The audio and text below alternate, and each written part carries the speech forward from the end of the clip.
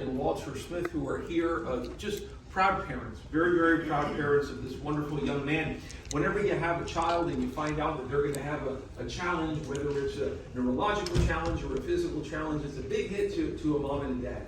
And you think about the different things that you can do to make accommodations through a lot of hard work in your life to make sure that your kid is going to be able to have that pursuit of happiness that you want them to have, that all moms and dads want them to have. And that's something that Walter and Yolanda have been so open about and always coming from the heart on their son's journey. Walter III here was born with major hearing difficulties, including bilateral hearing loss. His parents were told from early on that he would have a number of challenges. Walter and Yolanda, with the help of their family, worked hard with a very strong faith in God Almighty to make sure that their son would have great opportunity. We stand here. Young Walter just graduated from high school. I was at his graduation. Let's give this young man a round of applause. And he graduated with a 3.7 GPA, and he is on his way to a career, last time I heard, helping animals. He loves animals. He loves animals. And he is going to FAMU. And if y'all know the Smith family, they are a big FAMU family. So I wanted to invite this wonderful family to just come up here because, again, they're one of many stories of individuals and families dealing with hearing loss, but they come from a family that this city council and this city has a lot of affection for, including Walter here and his late father, who we just passed, as you all know, an honorary street renaming. Very excited about that. So I'll shut up and I'll give the floor to you guys. Go ahead. Thank you. Good morning. My name is Walter Lee Smith III, and it is my pleasure to be here today to talk about deaf awareness. And I want to take the time to thank Councilman Louis Vieira, thank you, for inviting me here to talk about deaf awareness. And now, through deaf awareness, we should pursue or promote the inclusion of deaf and hard of hearing individuals, as well as their understanding. And we should provide them with more equal opportunities. Consider, there's a deaf individual who loves music, like me. I enjoy listening to music all the time. And by promoting deaf awareness, people can ensure that they have access to music through sign language interpreters, caption lyrics, or visual vibrations, which allows us to fully enjoy and participate in the music experience, just like everyone else. Now, when we talk about languages and culture, we need to pay close attention to the fact that schools back in the early 20th century did not allow deaf black people like me to go to school and learn American Sign Language. But the black community came together with a strategic plan to develop our own Black American Sign Language and school as a result. And in order to take part in this movement, people must understand the unique experiences and culture of the deaf community, as well as the application for accessibility and the challenges of social barriers. Again, thank you, Councilman Louis Vieira, for inviting me to talk about deaf awareness. I appreciate it. Thank you. Thank you.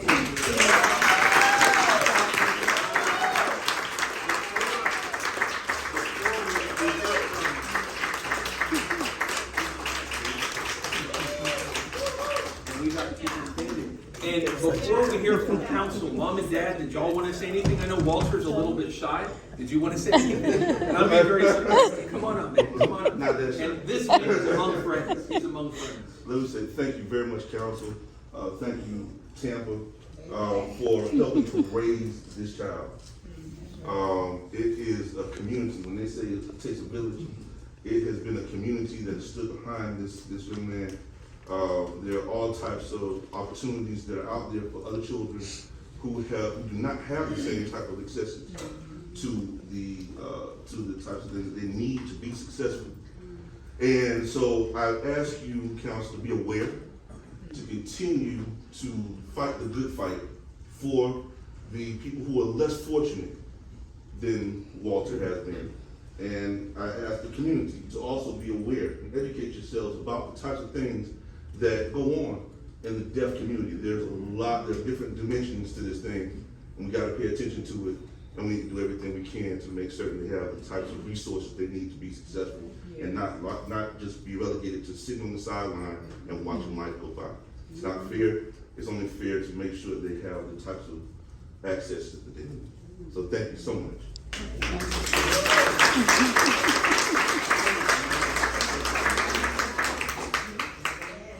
Thank you, Mr. Smith, for being here today. That was very important, very encouraging, very inspirational what you said. We all know your father very well, and your grandfather, a legend, former president of FAMU. Yes. That's right. So it's not just, there's a deeper story. So, again, thank you. You're a sharp young man. You have a bright future. You have a great family and a great community behind you. Thank you. Councilman Randall, would that same thing? Thank you very much. I really appreciate your comments. You know, when you overcome anything in life, and certainly you have done that, it's something to behold on the future. You have your future in your own hands. In other words, you took it and you did what you had to do in contact. And in doing that, the spirit of life, it's much easier to go forward than to take a step back. And now you've got Smith second, and Smith the third. And pretty soon, in 2, 4, 5 years, you're going to Smith the fourth. So at FAMU, you're now a rattler. You know, them rounds up there in the Seminoles, boy, you mess around with the rattlesnake, somebody trying to scalp you at the same time. These are the things in life that you've done, and you overcame something that was not easy. And life itself is not easy. So if you can do this, you can do anything you want if you want to do it. Take one step forward, never take a step backward. Thank you for who you are. Good morning, Walter Smith III. First of all, let me give you 2 claps and a strike. Rattle blood is already in your body, so I know you're going to do well at the College of Love and Charity. I know your grandfather, if he were here today, he would be so proud of you. He was actually my president who welcomed me to Florida A&M University.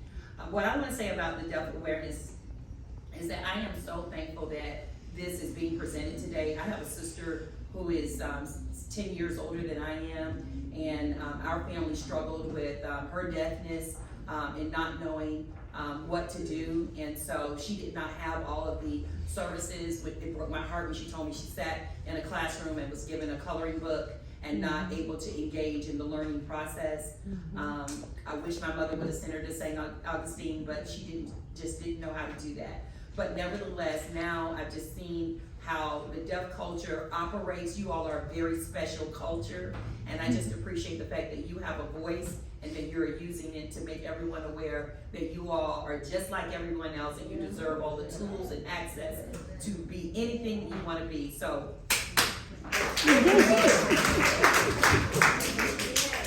You definitely got to stay away from the FSU Seminoles because look what they did to Charlie with the scalpel. And you don't even, the dad ran faster, they only got half of it.